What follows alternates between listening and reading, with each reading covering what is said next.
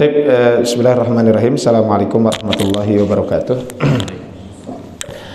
Alhamdulillah rabbil alamin, wassalatu wassalamu ala asyrafil anbiya'i wal mursalin sayyidina wa maulana Muhammadin wa ala alihi wa sahbihi ajmain.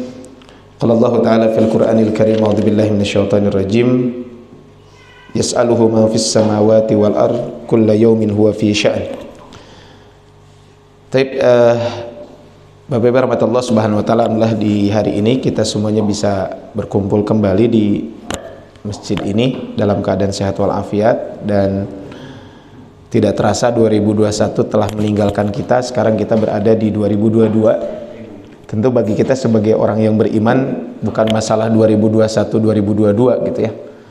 Yang harus kita lakukan adalah kata Allah subhanahu wa ta'ala, wa huwa alladhi ja'ala al-laila wan nahara khilfatan liman arada ayyadzakkara aw arada syukura. Ya, Allah Subhanahu wa taala yang telah menjadikan siang dan malam, dan siang dan malam itu dipergantikan siang, malam dan seterusnya.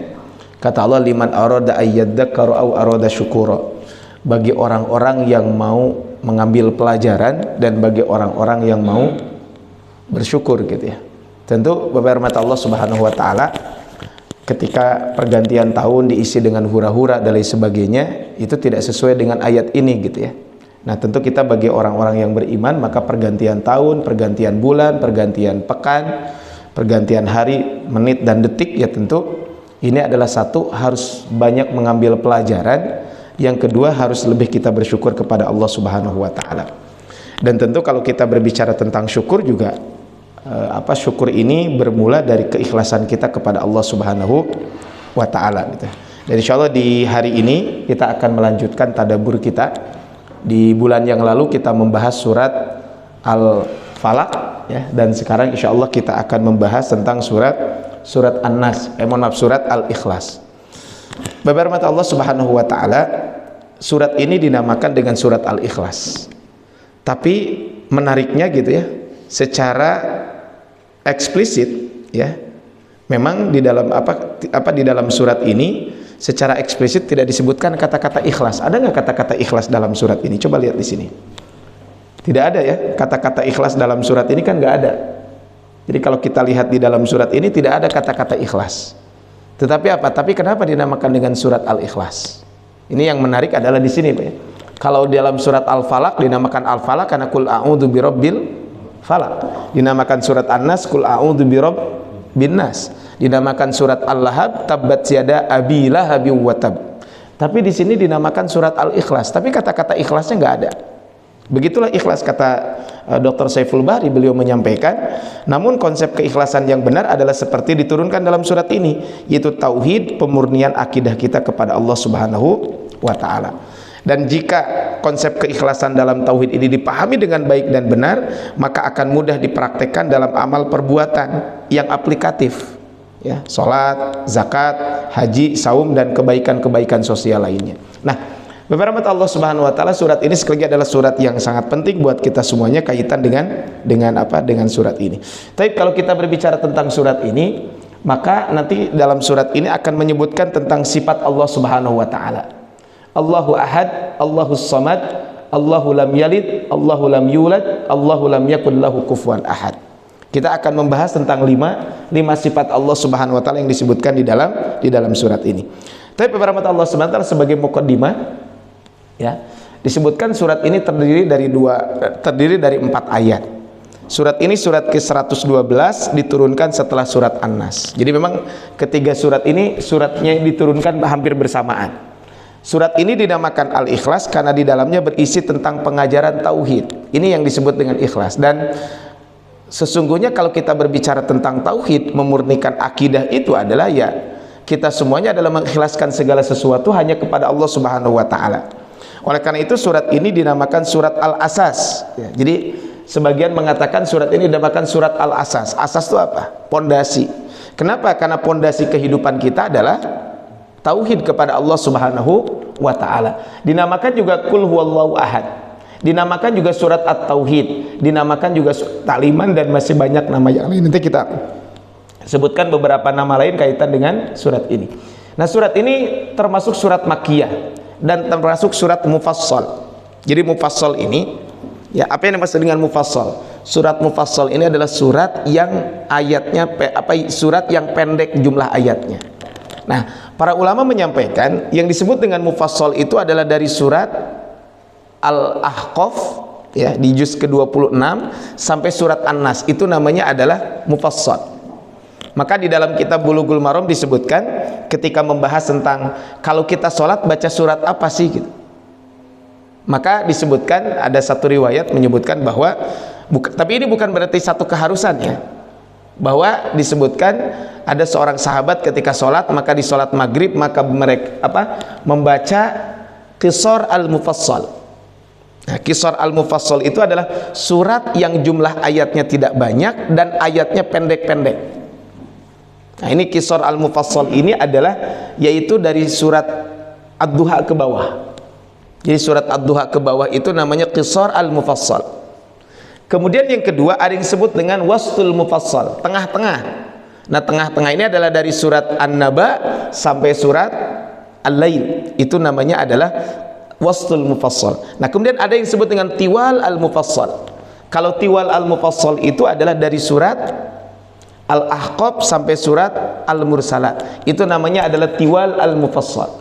Ini adalah disebutkan dengan termasuk surat mufassal. Jadi surat mufassal itu adalah surat yang memang jumlah ayatnya tidak panjang dan ayatnya pun pendek-pendek biasanya. Nah, ini termasuk adalah Qisar al-Mufassal. Dalam hadis tersebut disebutkan seorang sahabat sholat ketika maghrib maka membaca Qisar al-Mufassal. Jadi suratnya pendek-pendek. Ketika sholat isya maka bacaannya agak panjang. Nah, kemudian ketika sholat maghrib, ketika sholat subuh maka bacaannya agak panjang, itu Tiwal al-Mufassal. Walaupun ini kata sahabat tersebut, inilah sholat yang dilakukan oleh Rasul SAW. Walaupun Rasul juga pernah dalam sholat maghrib beliau membaca surat At-Tur, Wat-Tur wa kitabim mastur. Ini makanya surat ini termasuk surat Makkiyah dan termasuk surat Al-Mufassal. Itu yang dimaksud dengan Al-Mufassal, mufassal tersebut. Tapi rahmat Allah Subhanahu wa taala, kemudian surat ini dinamakan yang mempunyai banyak nama, tadi sudah disampaikan. Yang paling masyhur adalah surat Al-Ikhlas. Karena ia berbicara tentang tauhid murni hanya kepada Allah Subhanahu wa taala yang mensucikannya dari segala kekurangan dan membebaskannya dari segala kesyirikan. Hingga surat ini membebaskan hamba dari kesyirikan atau dari neraka. Maka dinamakan dengan Al-Ikhlas tadi ya. Karena memang dalam surat ini berbicara tentang tauhid, yaitu memurnikan hanya kepada Allah. Jadi mensucikan Allah Subhanahu wa taala, menjauhkan dari kesyirikan. Dinamakan juga surat At-Tafrid atau At-Tajrid atau At-Tauhid atau An-Najah atau Al-Wilayah. Jadi memang surat ini banyak namanya ya. Kenapa dinamakan Al-Wilayah atau An-Najah? Karena orang yang membacanya akan termasuk menjadi wali Allah Subhanahu wa taala. Kenapa? Karena kata Allah, siapa wali Allah? Wali Allah itu adalah ala inna awliya Allahi la khaufun alaihim wa lahum yahzanun alladzina amanu wahum yattaqun. Wali Allah Subhanahu wa taala itu adalah mereka orang-orang yang beriman dan mereka orang-orang yang bertakwa. Jadi syarat jadi wali itu adalah siapa? Dia beriman dan bertakwa. Makanya di pertemuan yang lalu Pak ya, apa bedanya karomah dengan sihir? Ya, apa bedanya? Sederhana bedanya. Kalau karomah itu Allah berikan kepada wali-wali Allah yang dekat dengan Allah, yang melakukan kebaikan-kebaikan. Sedangkan kalau sihir itu adalah Allah berikan kepada orang-orang yang jauh dari agama. Kenapa? Karena kemarin kita sampaikan yang namanya sihir itu pasti melakukan satu di antara tiga hal. Kemarin saya sampaikan. Apa satu dari tiga hal itu? Satu syirik, kedua satu syirik, yang kedua kekafiran, ya. Yang ketiga menghinakan Quran. Pasti melakukan satu di antara tiga hal itu. Syirik karena dia percaya kepada selain Allah. Contoh gitu ya, ada orang yang bagaimana supaya laris dagangannya, maka biasanya nyimpen apa? Digantungkan sesuatu di rumahnya. Ini kan berarti dia menyekutukan Allah Subhanahu wa taala. Kufur kepada Allah karena ada salah satu jimat, contohnya di situ gitu ya. Bagaimana ketika di jimat tersebut di bawahnya, janganlah kalian kufur kepada Allah. Kan dalam Al-Qur'an fala takfur. Di dalam surat Al-Baqarah ya, di ayat 102 disebutkan wa ma yu'allimani min ahadin hatta yaqula innama nahnu fitnatun fala takfur. Yang ketiga, menghinakan Quran. Gimana? Kemarin sudah kita contohkan. Ini kan di surat Al-Ikhlas, ini kan Qul huwallahu ahad. Nah, ada jimat, ini kulnya dibuang.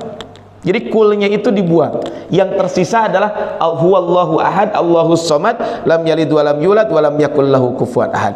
Jangankan satu kalimat yang dibuang, satu huruf saja dibuang tidak boleh, apalagi kalau ini dibuang seperti itu. Nah, tadi kemudian selain itu surat ini juga dinamakan dengan surat Al-Ma'rifah, surat Al-Asas, karena mencakup pokok-pokok agama. Jadi memang kalau kita berbicara tentang surat ini, maka penamaannya sangat banyak kaitan dengan ini. Tapi kita lihat di sini. Ini kita lihat surat yang masyhur saja, yaitu surat Al-Ikhlas.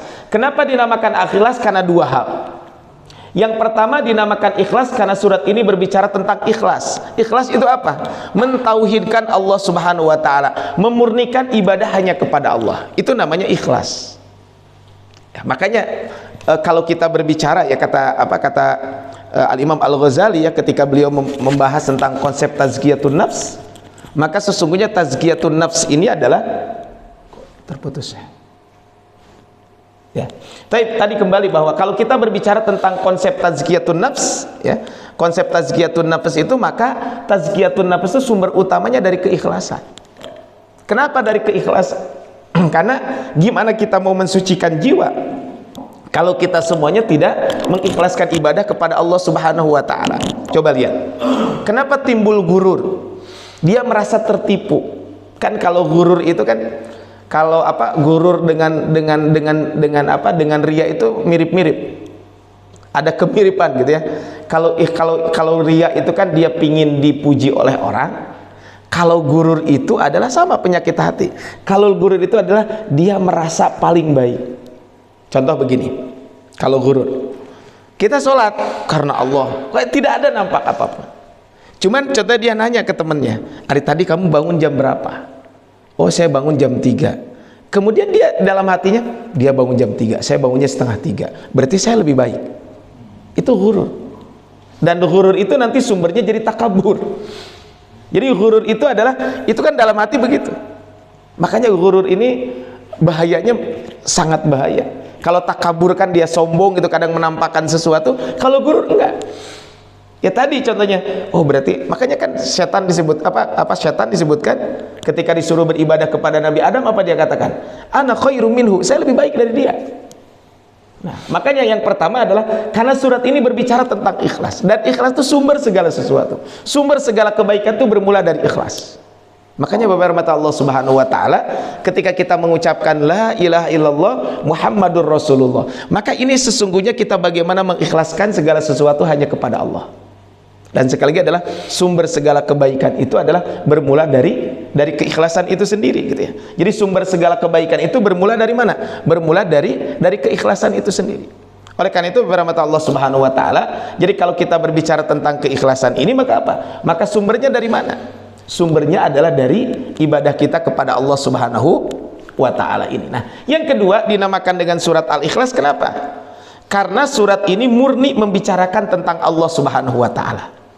Jadi beberapa Allah Subhanahu wa taala, surat ini ya dinamakan dengan surat Al-Ikhlas ini. Kenapa? Karena surat ini adalah murni hanya membicarakan tentang apa? Tentang Allah Subhanahu wa taala. Jadi kalau kita berbicara tentang surat ini, maka surat ini adalah murni hanya membicarakan tentang apa? Tentang Allah Subhanahu wa ta'ala. Oleh karena itu bermat Allah Subhanahu wa ta'ala, maka ya yang kedua adalah dinamakan Al-Ikhlas ini karena murni berbicara tentang Allah. Makanya tadi At-Tajrid, At-Tafrid, karena satu-satunya surat yang murni berbicara tentang Allah surat ini.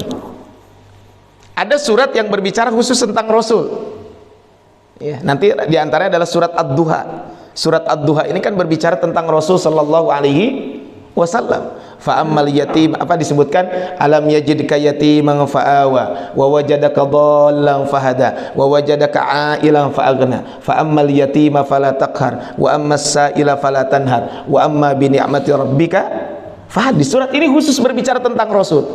Kalau surat Al-Ikhlas itu khusus berbicara tentang Allah Subhanahu wa taala. Sehingga tidak ada pembicaraan apapun dalam surat ini kecuali apa? Kecuali berbicara tentang Allah Subhanahu wa ta'ala. Makanya dinamakan dengan Al-Ikhlas. Kalau kita beribadah hanya kepada Allah, itu kan ikhlas.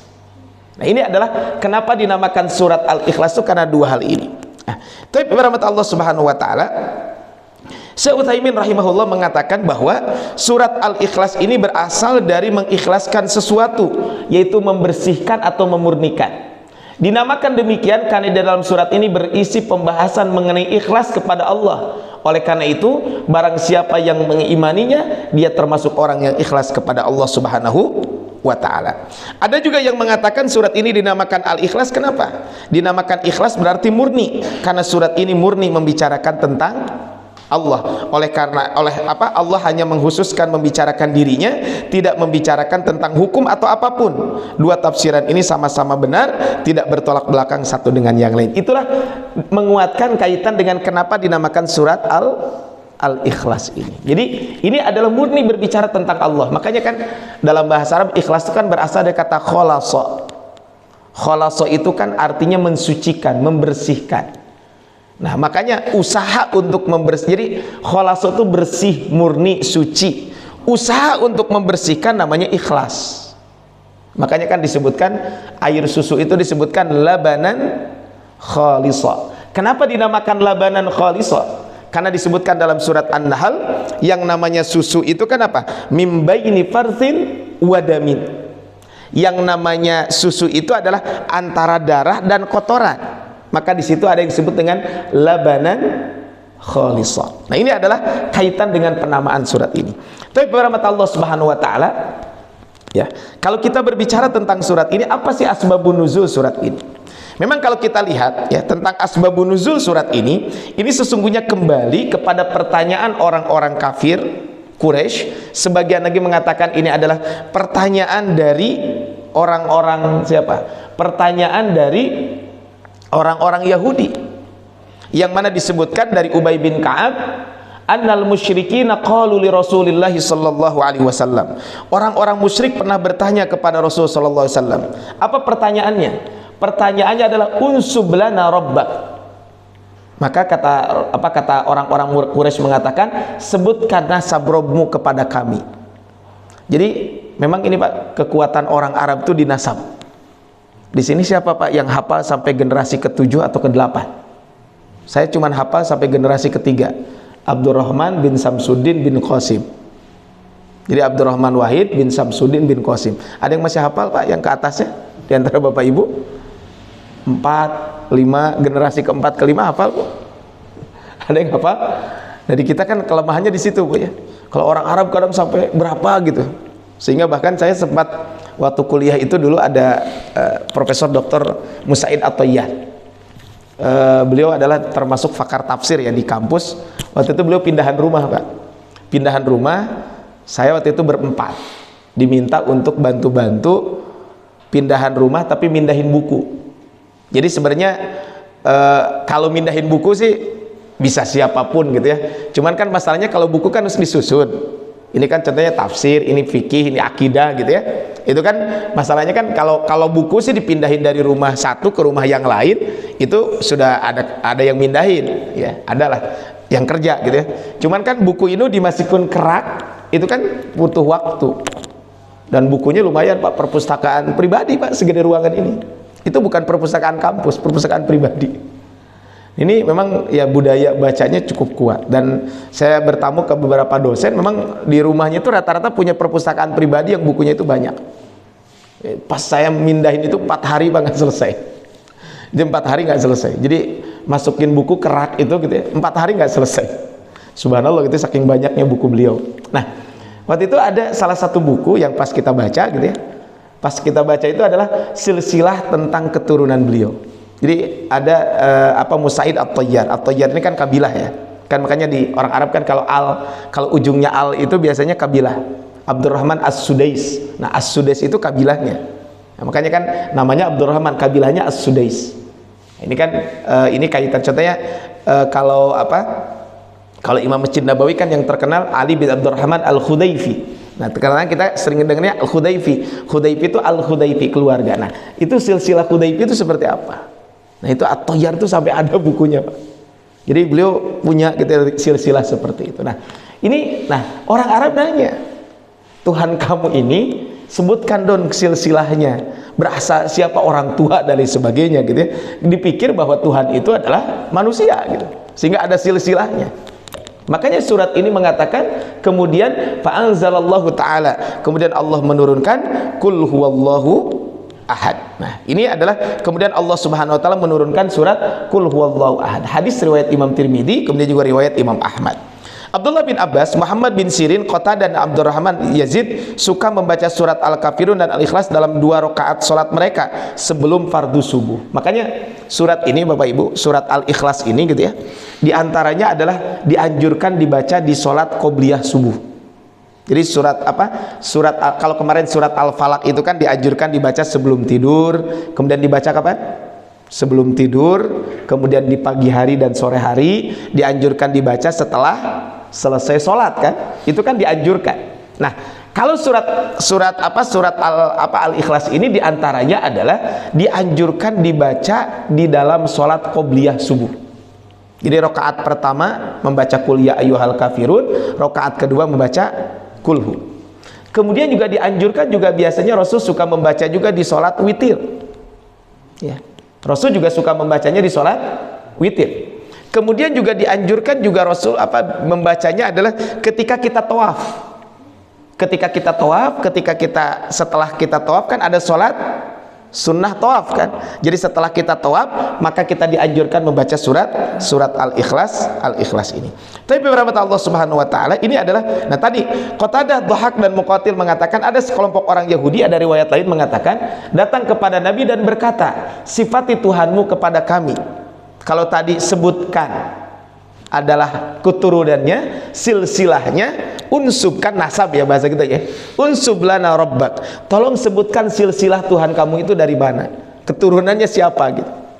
Nah, tetapi kalau dalam ini sifati Tuhanmu kepada kami. Sesungguhnya Allah menurunkan sifatnya di dalam Taurat. Dia memberitahu kami dari mana dia berasal dan dari jenis apa dia dibuat. Jadi seolah-olah makhluk gitu ya.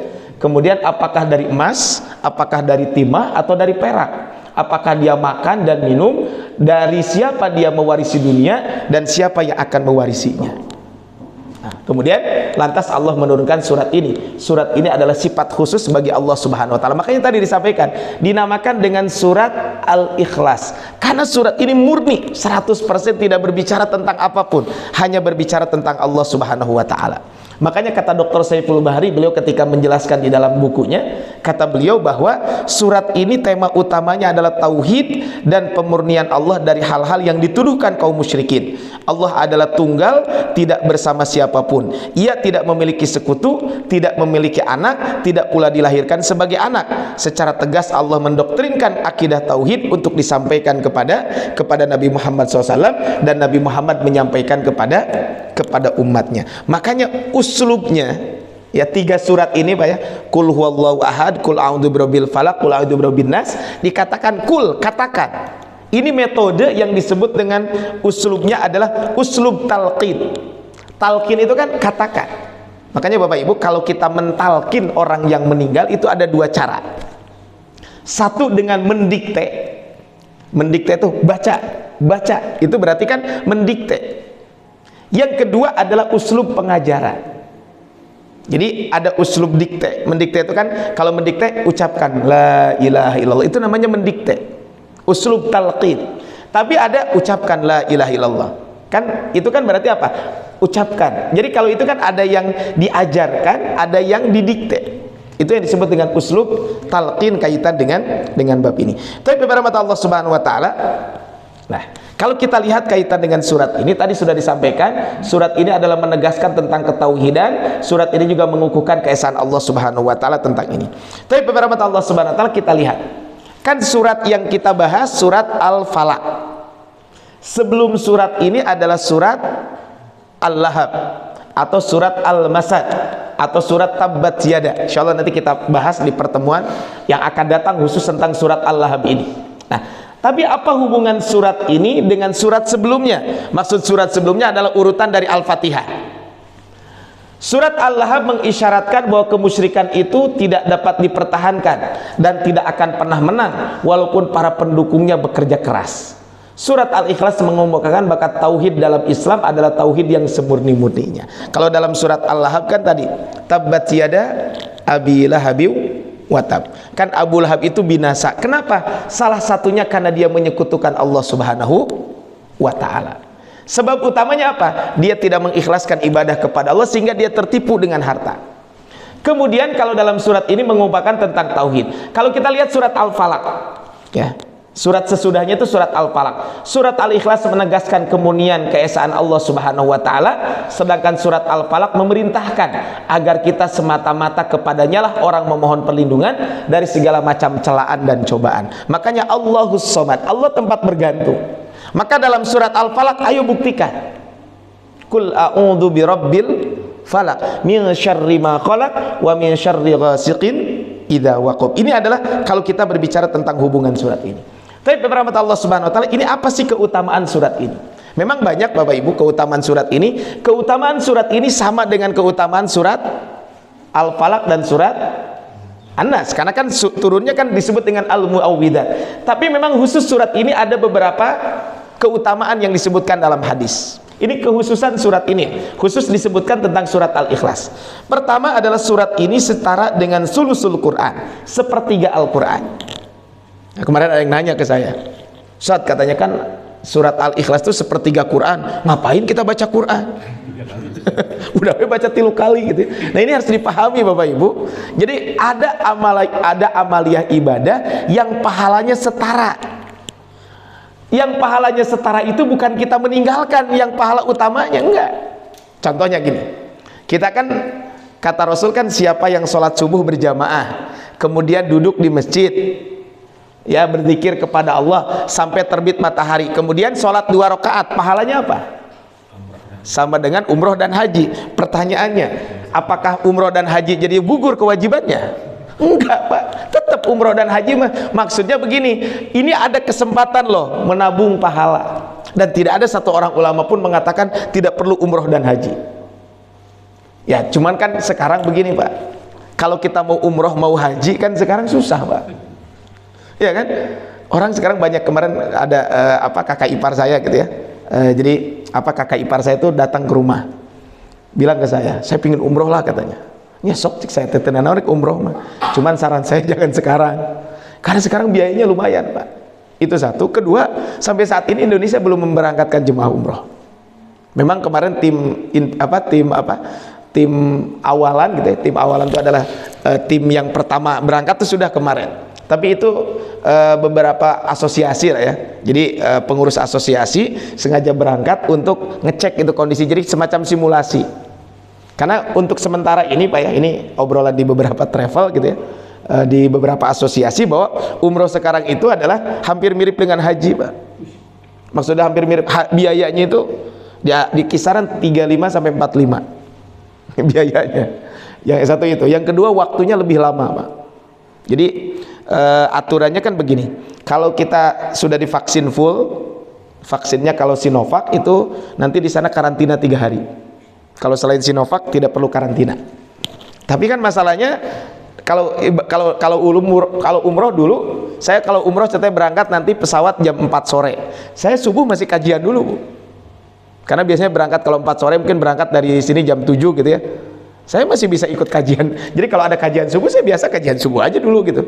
Berangkat ceritanya jam 8 pagi. Kalau sekarang enggak, maka karantina dulu sehari. Nanti tes PCR, tes medika dan sebagainya. Baru setelah itu 1 hari, baru ke bandara. Maksudnya bandara, bukan ke bandara, langsung naik pesawat. Kemudian sampai ke sana, kalau memang kita vaksinnya Sinovac, maka harus karantina 3 hari. Nanti PCR lagi di sana. Baru umrohnya sekitar perjalanannya sana 9 hari. Kemudian pulang ke Indonesia di karantina 10 hari. Makanya kalau umroh itu minimal sekarang 20 sampai 23 hari. Makanya kalau yang cutinya fakir cuti gitu ya, nggak bisa umroh sekarang. Nah, ini kan kondisi seperti itu kita tidak memungkinkan nih. Dari sisi biaya, kemungkinan juga sulit. Nah, ada amalan-amalan yang pahalanya senilai dengan umroh, bukan menggantikan umroh gitu ya. Ada pahala yang senilai dengan qiyamul lail. Jadi ada pahala-pahala, ada amalan-amalan yang kalau kita tidak sempat melaksanakan qiyamul lail mungkin karena kelelahan dan lain sebagainya, maka jangan mengabaikan amalan ini. Contoh, sholat isya dan sholat subuh berjamaah. Kata Rasul, siapa yang sholat isya dan sholat subuh berjamaah, maka seperti dia melaksanakan sholat malam semalam suntuk. Bukan berarti hari itu mah geus itu kudu sholat tahajud, enggak. Tidak itu maksudnya. Kemudian kata Rasul dalam hadis lain, siapa yang sholat tarawih beserta imam sampai selesai. Ramadan Pak tinggal berapa hari lagi Pak? Tinggal 90 berapa hari ya? 92 atau 90 berapa hari lagi gitu. Nggak kerasa ya ibadah Ramadan sebentar lagi. Nah, itu kan kata Rasul, siapa yang sholat tarawih beserta imam sampai selesai, maka pahalanya apa? Akan dicatat seperti dia melaksanakan qiyamul lail, kan begitu. Inna rajul idza shalla ma'al imam hatta yansharif husiba lahu qiyamul lailatin. Nah, ini kan ada ya. Ini amalan-amalan di sana. Termasuk ini surat Al-Ikhlas adalah sulusul Quran, sepertiga Al-Quran. Tapi nanti kita bahas apa yang dimaksud dengan sulusul Quran ini. Dari Abi Sa'id anna rajulan sami'a rajulan yaqul. Ada seorang laki-laki mendengar seorang membaca dan berulang-ulang membacanya. Yuraddiduha.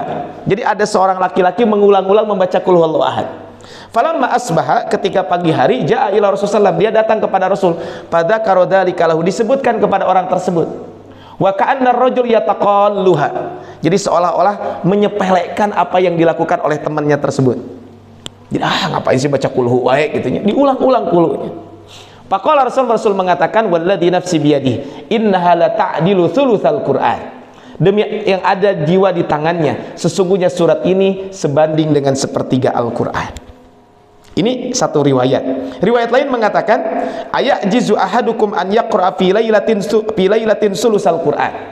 Apakah seorang di antara kalian tidak mampu untuk membaca sepertiga Al-Quran?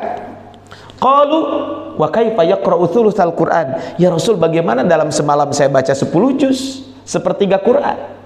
Qala qul huwallahu ahad ya'dilu sulusal Quran. Qul huwallahu ahad itu sebanding dengan sepertiga Al-Quran. Kemudian dalam riwayat lain juga disebutkan, ya Rasulullah SAW menceritakan apa? Kata dalam riwayat Muslim, riwayat Tirmidzi dari Abu Hurairah mengatakan, qala Rasulullah SAW mengatakan, syudu fa inni sa'aqra'u alaikum sulusal Quran. Kata para sahabat ketika apa kata Rasul ketika itu, berkumpullah aku akan membacakan kepada kalian sepertiga Al-Quran. Lantas semua para sahabat berkumpul. Kemudian Nabi keluar dan membaca surat Al-Ikhlas. Lantas masuk rumah lagi. Lantas sebagian dari kami berkata, aku melihat bahwa ini adalah kabar dari langit.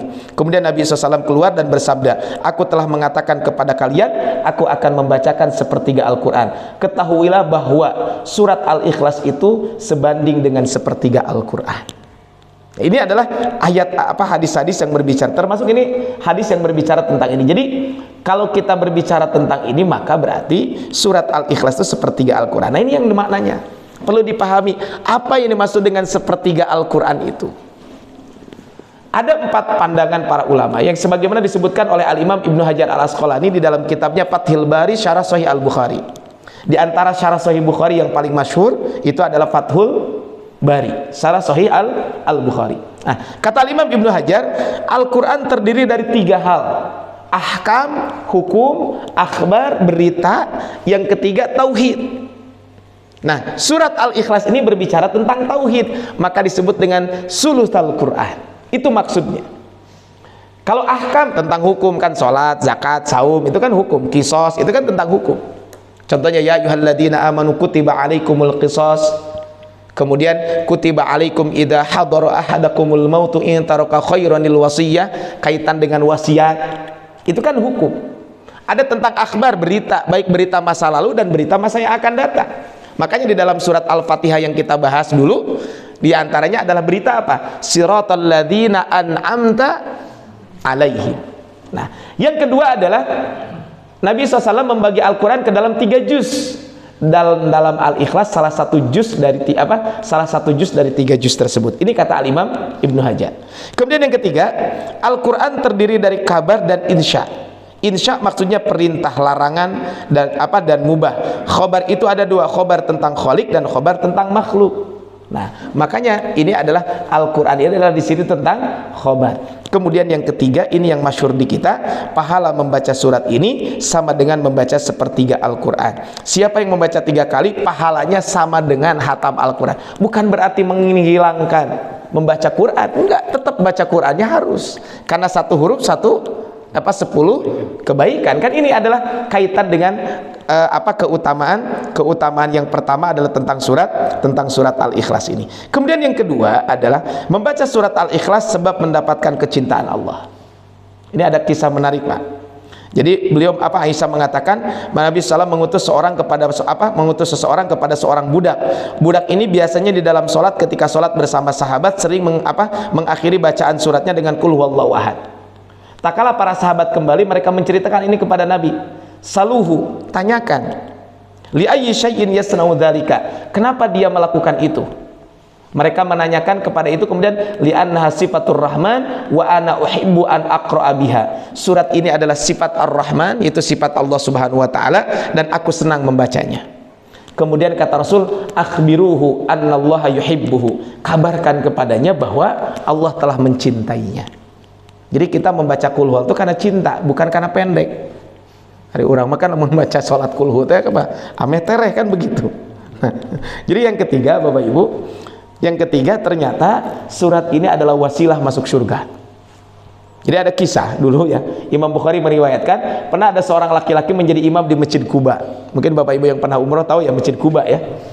Setiap kali setelah membaca surat lain dari Al-Quran, ia menutup dengan surat Al-Ikhlas, mirip dengan yang tadi, Pak. Kalau dia imam tetap, sahabat lain mengingatkan, engkau telah membaca surat ini tetapi kelihatannya engkau merasa tidak cukup dengannya, kenapa baca surat Al-Ikhlas? Maksudnya begini, udah atuh kalau baca Al-Ikhlas, baca surat lain, tong 2 surat gitu. Cuman imamnya ini imam terbaik di situ.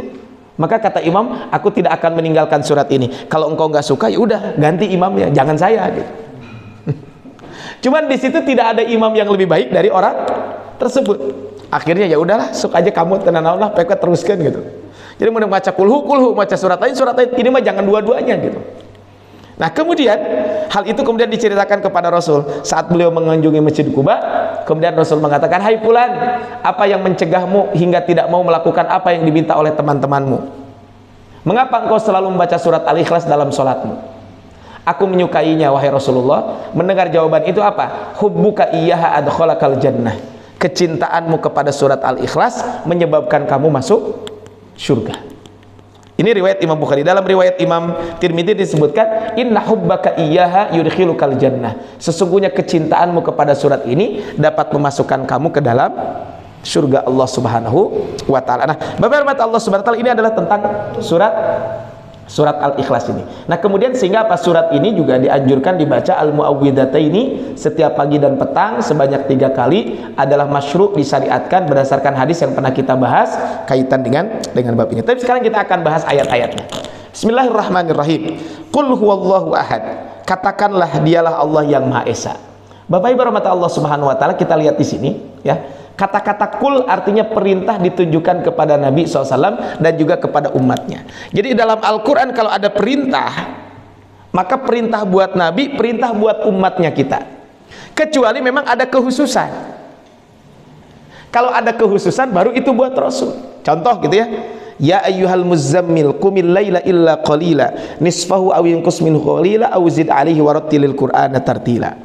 Kemudian wa minal laili fatahajjad bihi nafilatan lak asa ayyab'ataka rabbuka maqaman mahmuda. Salat tahajud itu buat Rasul wajib, tapi buat umatnya sunnah. Karena memang ini kekhususan buat Nabi sallallahu alaihi wasallam. Jadi kul, katakan, perintah. Setiap perintah dalam Al-Qur'an buat Nabi, maka perintah juga buat kita sebagai umatnya selama tidak ada penghususan. Kecuali kalau ada kekhususan, maka ya udah, berarti itu adalah buat Rasul SAW dan juga itu hanya buat Rasul. Nah, kata Imam Al-Qurtubi, apa yang dimaksud dengan kul huwallahu ahad? Kata Imam Al-Qurtubi ketika menyebutkan kul huwallahu ahad ini, ya, ketika menyebutkan kul huwallahu ahad ini, maka apa? Maka kul huwallahu ahad maksudnya adalah al-wahidul witru. Al-Ahad itu adalah yang Maha Esa, alladzi la syabiha lahu, yang tidak ada serupa dengan Allah. wala nadhira wala sahibah, dan tidak ada sebanding dengannya, dan tidak apa, kemudian dan wala walad wala syari, dan tidak memiliki istri ataupun anak, dan tidak ada sekutu bagi Allah Subhanahu wa taala. Ini adalah yang disebut dengan al-ahad. Ya, jadi al-ahad ini. Kalau kata Imam Al-Ghazali, ya Dr. Saiful Bahri mengutip kata beliau, Abu Hamid Al-Ghazali menjelaskan, jika dia tidak bisa dilawan oleh satu orang namanya wahid, maka bisa dinaikkan menjadi dilawan oleh dua orang namanya isna.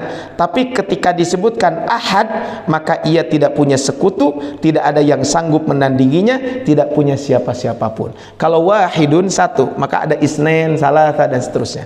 Kalau ahad adalah Maha Esa. Makanya kenapa dinamakan dengan Gunung Uhud, kan begitu ya? Kan ada di Madinah itu namanya Gunung Uhud. Karena di Gunung Uhud itu adalah, kalau gunung kan biasanya gini, kan begitu ya. Kalau dulu masih ingat Bapak Ibu ketika SD kita ngagamar ngagamar gunung kan. Nah, kan pasti gunungnya ada dua gitu ya. Nah, atau tiga gitu ya. Nah, kalau Uhud itu karena gunungnya tuh nyatu, Pak. Jadi si gunungnya tuh rata gitu. Dan itu panjangnya itu sekitar 8 sampai 9 kilo. Gunung Uhud itu. Ya kebayang gitu ya. Nah, makanya kan ketika terjadi perang Uhud, ya, memang ada dua riwayat. Khalid bin Walid itu apakah muter Jabal Rumat, Bukit Pemanah, atau muter Gunung Uhud? Sebagian mengatakan bahwa Khalid bin Walid itu adalah di antara strategi perangnya itu adalah, maka kan ketika beliau masih kafir, ketika itu harta rampasan perang disimpan di bawah, kemudian Khalid itu muter. Sebagian ulama mengatakan muternya itu bukan muter ke Jabal Rumat, Bukit Pemanah, tapi muter Gunung Uhud. Muter kemudian akhirnya ngambil ke Jabal Rumat. Ini adalah, nah makanya kata-kata ahad itu artinya tunggal. Tunggal dan esa untuk menutup kemungkinan didebat dengan bilangan angka. Sekalipun Allah sering menegaskan ilahu wahid, Tuhan yang satu, contohnya wa ilahukum ilahu wahidun la ilaha illa huwar rahmanur rahim. Namun di dalam surat ini menguatkan dan menegaskan bahwa satu yang disebut itu adalah menegaskan makna satu yang disebut di banyak kesempatan itu, yaitu satu yang tidak terbilang. Makanya kan kata ahadun itu kan asal katanya ada kata wahdun, sebelumnya diawali dengan huruf waw, kemudian diganti dengan hamzah, seperti disebutkan di dalam Al-Jamil Ahkamil Quran, kemudian juga disebutkan dalam tafsir Adwaul Bayan, tafsir yang ditulis oleh Al-Imam Asy-Shinqiti, Adwaul Bayan. Kata Syekh Utsaimin rahimahullah mengatakan, ya kata beliau, Allahu Ahad artinya Allah Maha Esa.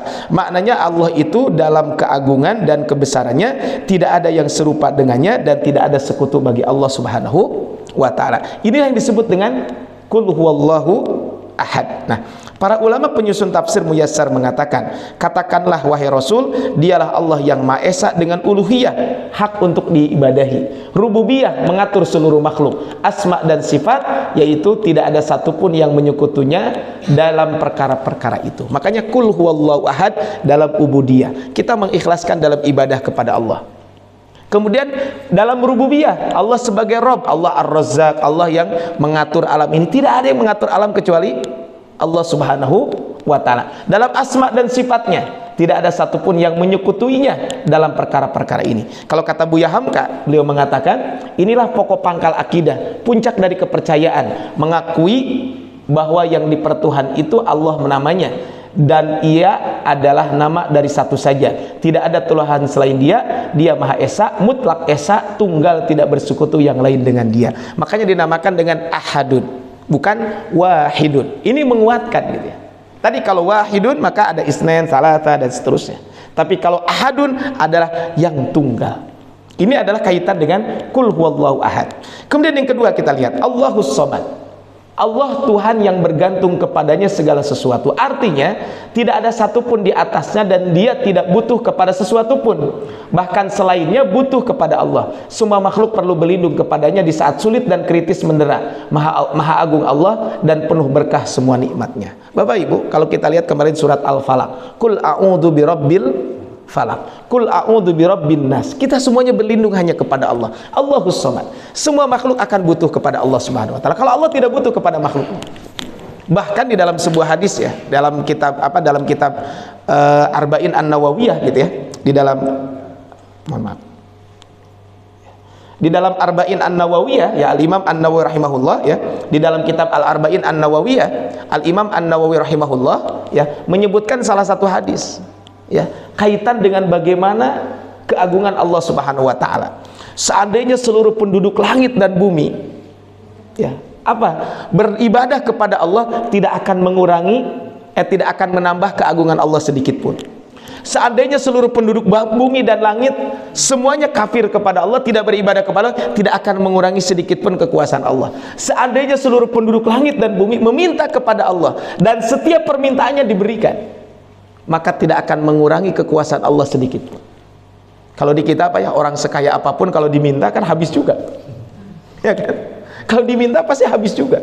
Tapi kalau Allah itu, kalau seluruh penduduk langit dan bumi meminta, semua permintaannya diberikan, tidak akan berkurang sedikit pun kekuasaan Allah Subhanahu wa ta'ala. Ini adalah kalau kita berbicara tentang Allahus Shomad. Allah itu bergantung, tempat bergantung kita. Hanya kita bergantung kepada Allah Subhanahu wa ta'ala. Tentu ya, sempat kita bahas juga ya, dalam hal-hal yang memang hak prerogatif Allah Subhanahu wa ta'ala. Jangan sampai salah paham gitu ya. Mobil mogok gitu ya, bergantung kepada Allah. Ya, hari mogok mah datang Kak bengkel dibenerin gitu. Nah, ini ada teman dulu ada teman-teman kami ya, di kampus gitu ya.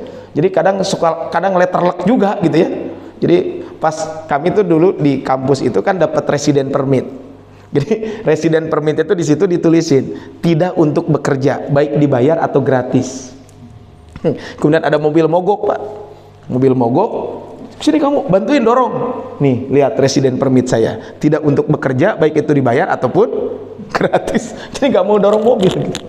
Ini kan salah juga Pak ya. Nah, maksud Allahus Shomad itu adalah dalam segala sesuatu yang memang itu hak prerogatif Allah Subhanahu wa ta'ala. Kita sakit, maka gimana caranya? Ya kita berobat sebagai ikhtiar basyari, tapi gantungkan kesembuhan itu hanya kepada Allah Subhanahu wa ta'ala. Karena Bapak Ibu rahmat Allah Subhanahu wa ta'ala, yang namanya sakit, yang meninggal dunia kan tidak ada yang tahu. Bisa dibayangkan Bapak Ibu rahmat Allah Subhanahu wa ta'ala, bulan kemarin ya, tanggal 10 bulan Desember ya, wali kota Bandung meninggal dunia. Kan subhanallah Bapak Ibu, itu gempar lah. Jadi kan seluruh mungkin ya minimal di kota Bandung sampai sore itu kan meninggal zuhur ya, itu jadi trending di Twitter tuh, termasuk trending topik se-Indonesia. Wafatnya beliau. Jadi banyak orang yang iri dan lain sebagainya. Ya namanya orang meninggal dunia tidak ada yang tahu kan. Ya, beliau kan sehat walafiat, tidak ada masalah apapun. Hari Kamis itu beliau masih tugas ke Jakarta. Jadi hari Kamis itu beliau tugas ke Jakarta. Kebetulan menantunya sidang S3 jurusan farmasi. Beliau tidak bisa hadir secara offline, tapi beliau hadir secara online. Dan malam masih bertemu dengan dengan menantunya yang baru sidang itu, sengaja diminta hadir gitu ya. Beliau minta maaf saya nggak bisa hadir secara offline dan lain sebagainya, mengucapkan selamat. Ini versi menantunya, nggak ada masalah. Pagi hari Umi istri beliau cerita, karena kebetulan ada agenda yang berbeda gitu antara beliau wali kota dengan istri, maka biasa pamitan, Bi aku berangkat duluan ya katanya. Umi berangkat duluan karena memang beda tempat. Tapi subhanallah berangkat ke masjid, turun dari mobil, tidak ada sakit apapun. Tapi kan tidak ada gejala. Memang beliau sudah sakit, akan jantung ya, sempat kena serangan jantung juga sebelumnya gitu ya. Nah kemudian kan beliau sakit, beliau ke ruang DKM, ngobrol dengan pengurus DKM, sekitar mungkin beberapa menit lagi mau azan, kata beliau udah saya naik aja ke atas lah, sebentar lagi azan. Baru takbiratul ihram jatuh. Jadi memang belum baru takbiratul ihram, dan meninggalnya juga bukan di rumah sakit. Kata dokter sih kemungkinan meninggal masih di jalan. Karena kan masuk rumah sakit jam 11.45, wafat 11.55. Itu dinyatakan wafat. Kata dokter begitu masuk rumah sakit sudah nggak bernyawa gitu ya. Ini nadi sudah nggak bisa dicari dan sebagainya. Teman saya yang menemani beliau itu termasuk yang mentalkin, kayak kelihatannya meninggal di perjalanan itu, karena nggak jauh sih ya. Tapi maksudnya begitu jatuh itu meninggal. Ini kan yang namanya kita meninggal dunia nggak ada yang tahu. Allahus Shomad, Allah tempat bergantung. Kalau kita sakit, wa idza maridtu fahuwa yashfin. Kalau aku sakit maka Allah lah yang menyembuhkan. Ke dokter itu bagian dari ikhtiar basyari. Jangan sampai kita ke dokter jadi syirikan kepada Allah Subhanahu wa taala. Nah, inilah makna as-Shomad. Memang banyak Bapak Ibu tentang makna as-Shomad ini di dalam kitab Zadul Masir yang ditulis oleh Imam Ibnu Jauzi mengatakan, para ulama berbeda pendapat tentang as-Shomad. As-Shomad itu artinya penghulu, tempat makhluk menyandarkan segala hajat kepada Allah. Kemudian sebagian mengatakan as-somad itu adalah Allah tidak memiliki rongga atau perut. As-somad itu adalah ad-daim, Allah maha kekal. As-somad itu adalah al-baqi ba'da fana'il khalqi, Allah itu tetap kekal setelah para makhluk binasa. Kemudian juga as-somad itu kata Ikrimah dan Abdullah bin Abbas mengatakan bahwa seluruh makhluk bersandar, seluruh makhluk bergantung kepada Allah dalam segala kebutuhan maupun permasalahan. Ali bin Abi Thalib dan Ibnu Abbas mengatakan, dialah as-sayyid, pemimpin yang kekuasaannya sempurna. Dialah as-syarif, yang maha mulia, yang kemuliaannya sempurna. Dialah al-azim, yang maha agung, yang keagungannya sempurna. Dialah al-halim, maha pemurah, yang kemurahannya itu sempurna. Dialah al-alim, maha mengetahui, yang ilmunya sempurna. Al-hakim, maha bijaksana. Kemudian Allah yang maha suci, yang maha sempurna dalam segala kemuliaan dan kekuasaan. Sifat ini tidak pantas kecuali bagi Allah. Tidak ada yang setara dengan Allah, tidak ada yang semisal dengannya. Maha suci Allah yang maha esa dan maha kuasa. Ini adalah kalau kita berbicara tentang ini. Nah, ini kesimpulannya. Kata Imam At-Tabari mengatakan semua mana itu benar, dan itu semua merupakan sifat penguasa kita Azza wa Jalla. Dialah tempat menghadap di dalam memenuhi segala kebutuhan. Dialah Allah yang kuasanya sempurna. Dialah As-Somad yang tidak berongga, dia tidak makan dan tidak minum. Dialah yang maha kekal setelah makhluknya binasa. Ini kata Al-Imam At-Tabari. Jadi intinya adalah Allahus Somad, Allah maha kuasa segala sesuatu, tempat kita bergantung. Apapun permasalahan kita, sandarkan kepada Allah Subhanahu wa ta'ala. Ini adalah kaitan dengan Allahus Somad. Nah kemudian lam yalid wa lam yulad, tidak beranak kemudian mendapatkan warisan, walam yulad, dan tidak disekutui. Ya, ini adalah maksudnya adalah begitu. Demikian kata orang-orang musyrik Arab mengatakan bahwa malaikat adalah anak perempuan Allah. Kaum Yahudi mengatakan Uzair adalah anak Allah. Sedangkan orang Nasrani mengatakan Al-Masih, yaitu Nabi Isa alaihissalatu wassalam, adalah anak Allah. Dalam ayat ini Allah meniadakan itu semuanya. Lam yalid wa lam yulad. Allah itu ya tidak beranak dan tidak diperanakan. Allah tidak punya anak dan Allah pun tidak punya orang tua. Bahasa kitanya begitu. Kalau Allah punya anak, kenapa? Berarti kalau Allah punya anak, maka keadilan Allah akan berkurang. Gimana keadilan akan berkurang, Bapak Ibu? Ya kan kalau punya anak pasti kita lebih sayang kepada anak kita. Makanya kan biasanya di kiai-kiai di pesantren gitu ya, anaknya itu biasanya ke pesantrennya nggak di situ. Kalau pesantren pasti ke tempat lain. Kenapa? Karena mendidinya makan bingung. Saya dulu ketika pesantren ada anak kiai, Pak, melakukan pelanggaran, dihukum. Anak kiai itu dihukum ngalanggar gitu kan begitu. Jadi ada, nah ini Allah lam yalid, makanya Allah tidak beranak kemudian tidak beranak kemudian mendapat warisan. Nah kemudian walam yulad, tidak pula diperanakan. Sesuatu yang punya orang tua berarti di situ lemah. Ini kan menunjukkan apa? Menunjukkan itu. Makanya kata Syekh Musaid At-Tayyar, ini yang tadi saya sampaikan dosen saya dulu di Riyadh, beliau mengatakan Allah ini yang berhak diibadahi, dia tidak dilahirkan sehingga akan binasa. Jadi kalau yang dilahirkan itu biasanya akan binasa. Dia juga bukan sesuatu yang baru didahului oleh tidak ada lalu menjadi ada. Makanya kalau yulad berarti dilahirkan. Kalau dilahirkan sebelumnya nggak ada. Bahkan dia adalah al-awwal yang tidak ada sesuatu pun sebelumnya, dan dia adalah al-akhir yang tidak ada sesuatu pun setelahnya. Tegasnya di ayat ini, ayat ketiga, Allah membantah anggapan orang-orang musyrikin, kaum Yahudi dan Nasrani yang mengatakan bahwa Allah itu memiliki anak. Bapak hormat Allah Subhanahu wa taala, makanya banyak ayat-ayat yang berbicara tentang ini di antara ayat-ayatnya. Lihat surat Al-An'am ayat ke-6. Badi'us samawati wal ard, dialah pencipta langit dan bumi. Anna yakunu lahu walad, dia bagaimana dia mempunyai anak, walam takun lahu sahibah, sedangkan dia tidak memiliki istri. Jadi sahibah di sini adalah maksudnya adalah teman. Jadi sahibah itu kan teman, tapi teman di sini maksudnya adalah istri. Gimana punya anak orang tidak punya istri? Wa khalaqa kulla syai', Allah itu menciptakan segala sesuatu. Wa huwa bikulli syai'in alim, dan dia mengetahui atas segala sesuatu. Jadi kalau kita lam yalid wa lam yulad, jelas Pak. Ini Allah tidak beranak dan tidak diperanakan. Ini kan sekali lagi bantahan buat orang-orang Yahudi, buat orang-orang Nasrani, buat orang-orang musyrikin yang mengatakan tadi Allah memiliki anak. Kemudian dalam ayat lain, wa qalu takhadar rahmanu walada, dan mereka berkata Rob yang Maha Pemurah mempunyai anak. Laqad ji'tum syai'an idda, sungguh kamu telah mendatangkan sesuatu perkara yang sangat mungkar. Takadut samawati yatafattarna minhu wa tanshaqqul ardu wa takhirul jibalu hadda. Hampir-hampir langit pecah karena ucapan itu, dan bumi belah dan gunung-gunung runtuh. Ya, karena mereka kenapa? Anda'u lirrahmani walada. Karena mereka mendakwahkan bahwa Allah yang Maha Pemurah mempunyai anak. Bapak Ibu rahmat Allah Subhanahu wa taala, ya, ini adalah kalau kita lihat di sini bagaimana? Di sini menafikan Allah tidak punya anak, tidak punya keturunan.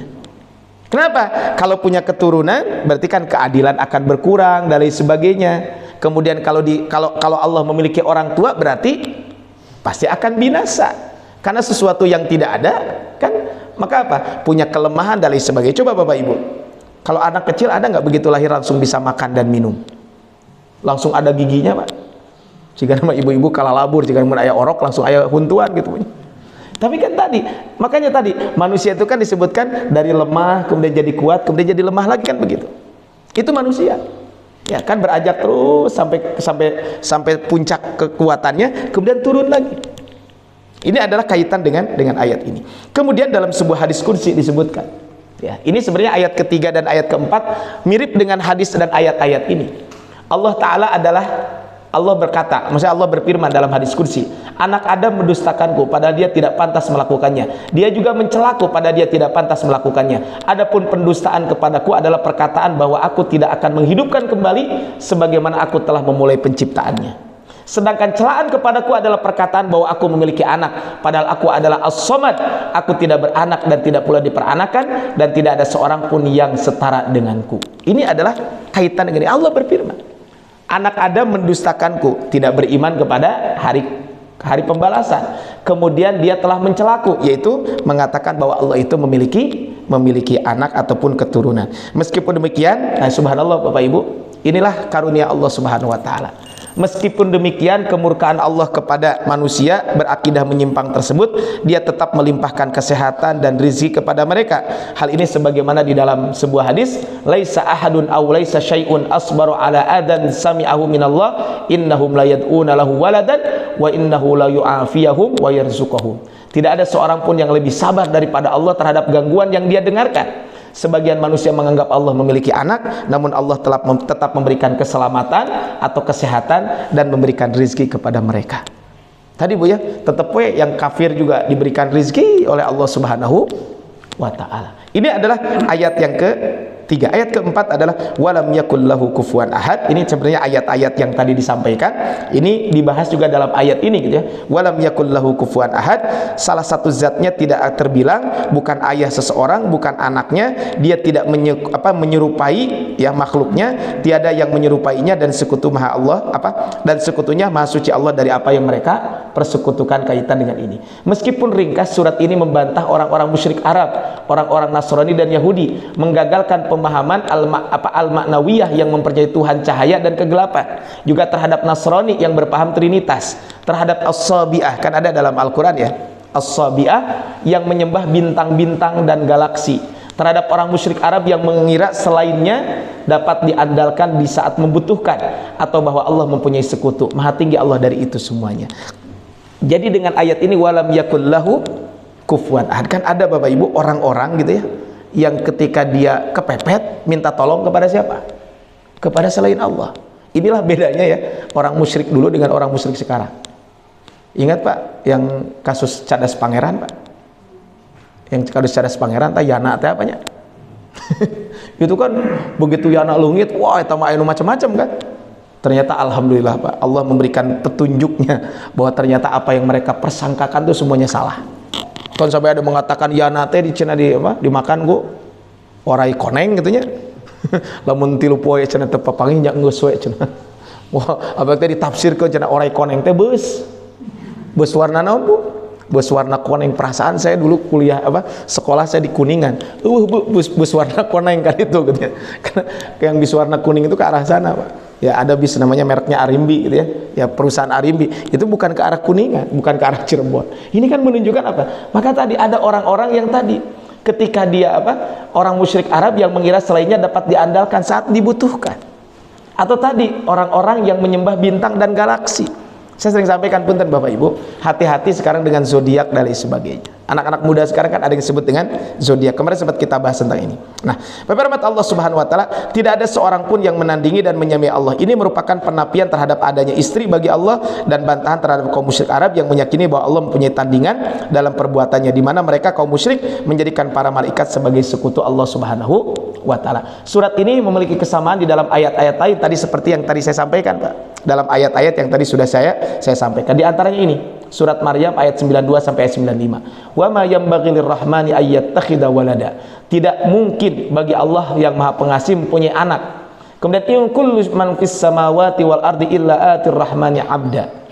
Maka kemudian disebutkan bahwa dalam ayat ini tidak ada seorang pun di langit dan di bumi melainkan akan datang kepada Allah yang Maha Pengasih sebagai seorang hamba. Kemudian laqad ahsahum wa addahum adda. Dialah Allah benar-benar telah menentukan jumlah mereka dan hitung mereka dengan hitungan yang teliti. Wa kulluhum atihi yaumal qiyamati farda, dan setiap orang dari mereka akan datang menghadap Allah sendiri-sendiri pada hari kiamat. Tapi beberapa Allah Subhanahu wa taala dalam hadis lain disebutkan, tadi sudah disampaikan, ini kaitan dengan tidak ada yang paling sabar atas ucapan menyakiti kecuali kesabaran Allah Subhanahu wa taala. Tapi beberapa Allah Subhanahu wa taala sebagai penutup kajian kita di sore hari di pagi hari ini adalah, jadi tema utama kaitan dengan surat ini adalah tentang keikhlasan. Tauhid dan keikhlasan, ya.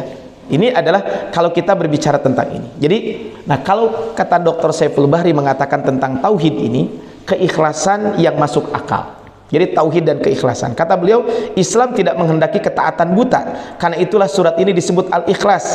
Ketika pembaca surat ini merenungkan sifat Allah yang disebut, maka dengan sendirinya kedahsyatan sanggup menggerakkan untuk ikhlas dalam mentauhidkan Allah. Ikhlas dalam beribadah kepada Allah, bahkan akan terus berlanjut dengan ikhlas dalam berbuat ihsan kepada seluruh makhluk yang ada di muka bumi ini. Sehingga ini adalah tentang tauhid keikhlasan. Maka penjabaran surat ini ada 4 poin. 1, Allah itu tunggal, Allah itu esa, Allah itu sendiri. Tidak ada sekutu bagi Allah. Satu-satunya tempat bersandar semua makhluknya. Tidak punya anak dan tidak pula dilahirkan sebagai anak. Artinya tidak punya keluarga. Nah, sehingga Bapak Ibu tentu aplikasi kita adalah, maka tentu perbanyak baca surat Al-Ikhlas ini, sehingga dengan kita memperbanyak baca surat Al-Ikhlas ini selalu menjadikan pedoman buat kita supaya kita tauhid keikhlasan itu selalu ada dalam kehidupan kita semuanya. Makanya diantaranya Bapak Ibu, ini mungkin langkah-langkah aksi kita ya yang bisa kita lakukan dari surat ini apa? Ada 3 poin. 1, kita harus banyak belajar tentang ikhlas. Jadi kita langkahnya apa ya? Jadi kira-kira dari surat ini apa sih langkah-langkah praktis? Mungkin bisa ditambahkan sama Bapak Ibu semuanya. Ini diantara saja Bu ya, supaya kita bisa mengaplikasikan. 1, banyak belajar tentang ikhlas. Ya, memang punten ya, di kita suka salah Bu. Ada ikhlas, ada ridho. Apa bedanya Pak? Ada ikhlas, ada ridho. Ikhlas tuh, ridho tuh. Ikhlas dengan ridho itu kalau bahasa kita seolah-olah sama ya.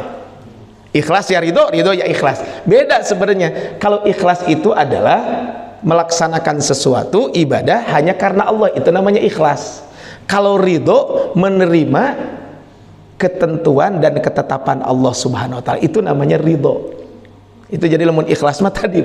Jadi ikhlas mah adalah melaksanakan ibadah karena Allah. Jadi banyak belajar tentang ikhlas. Bapak Ibu, kalau kita tentang hadis arba'in, contoh nomor pertama kan, innamal a'malu binniyat. Nah, kenapa kok innamal a'malu binniyat disebutkan di sini?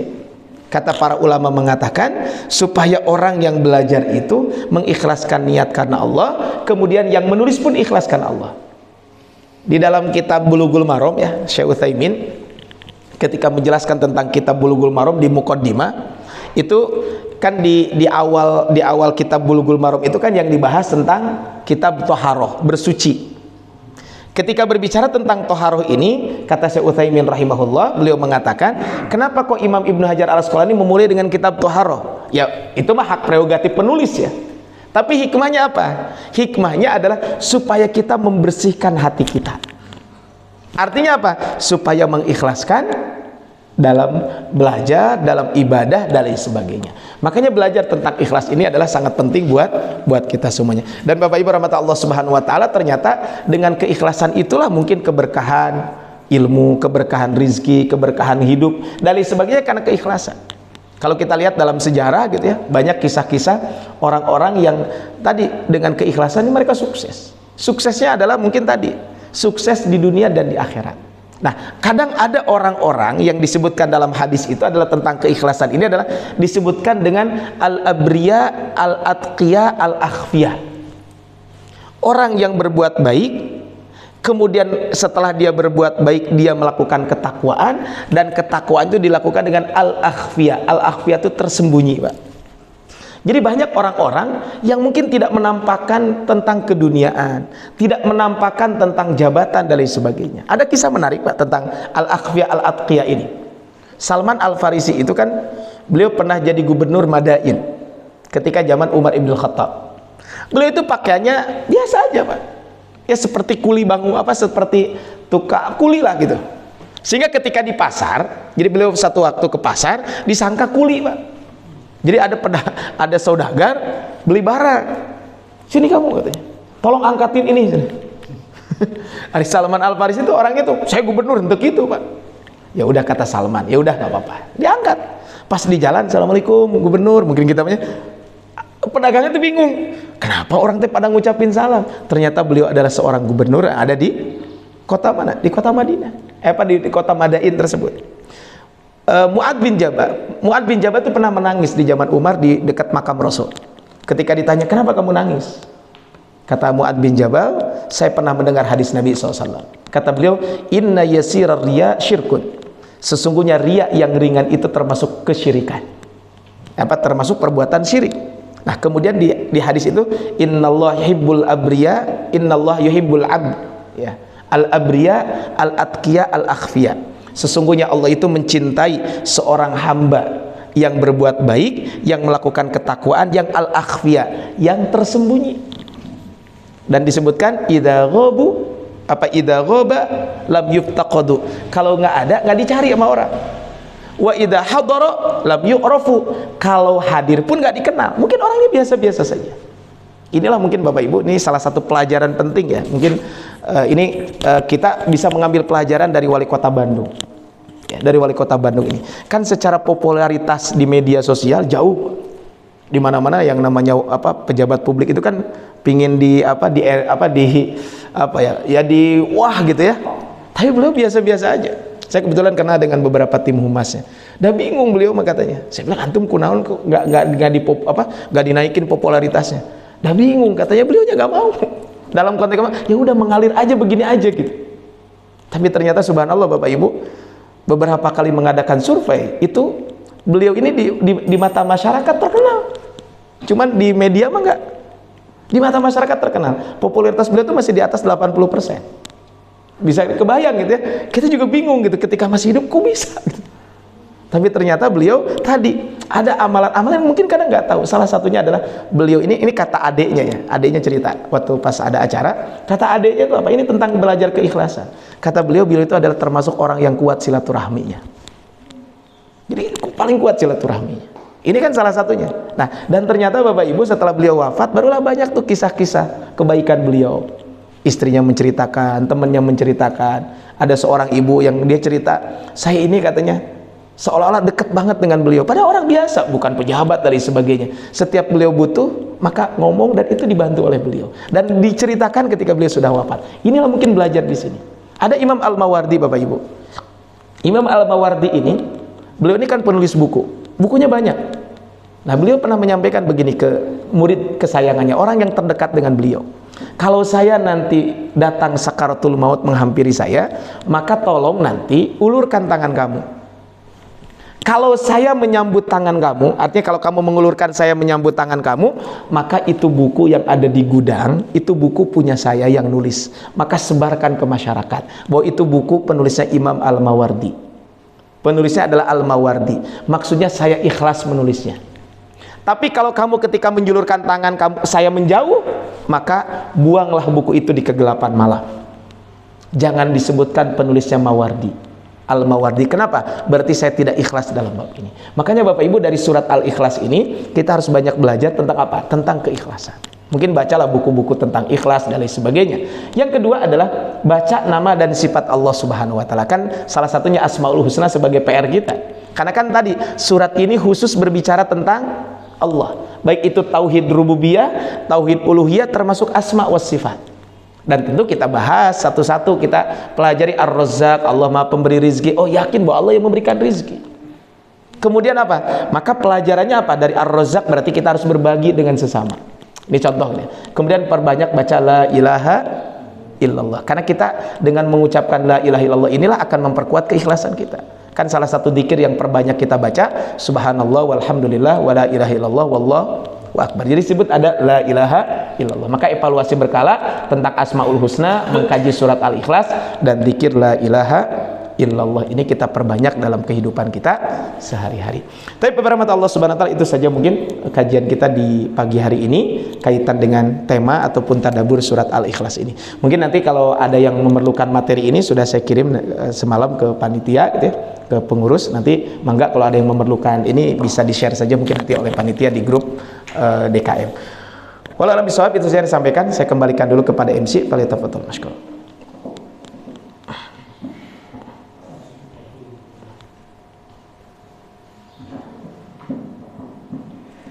Terima kasih kepada Ustaz. Mungkin dari Bapak Ibu ada yang mau bertanya? Enggak ada, Pak.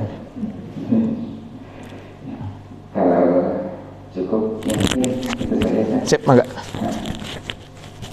Ya, alhamdulillah sudah kita dapatkan tadi penjelasan tentang surat Al-Ikhlas. Semoga kita bisa mengaplikasikan dalam kehidupan kita sehari-hari sehingga kita bisa mendapatkan hikmah yang lebih banyak dalam kehidupan kita dan menjadikan kita hidup ini sebetulnya sudah sulit ya. Nah, tapi dengan kita mengetahui tentang tauhid dan keikhlasan, insya Allah hidup itu semakin mudah, masalah itu tidak ada yang berat. Demikian Bapak Ibu, muslimin muslimat semuanya. Seperti biasa, alhamdulillah sudah ada sarapan pagi ya di samping. Jadi yang keluar dari pintu sebelah sana, nanti ke samping dulu kita bagi sarapan bareng. Demikian, wa minkum, kita tutup dengan doa kifaratul majelis. Subhanallah rabbana bihamdika asyhadu an la ilaha illa anta astaghfiruka wa atubu ilaik. Wabillahi taufiq wal hidayah. Assalamualaikum warahmatullahi wabarakatuh.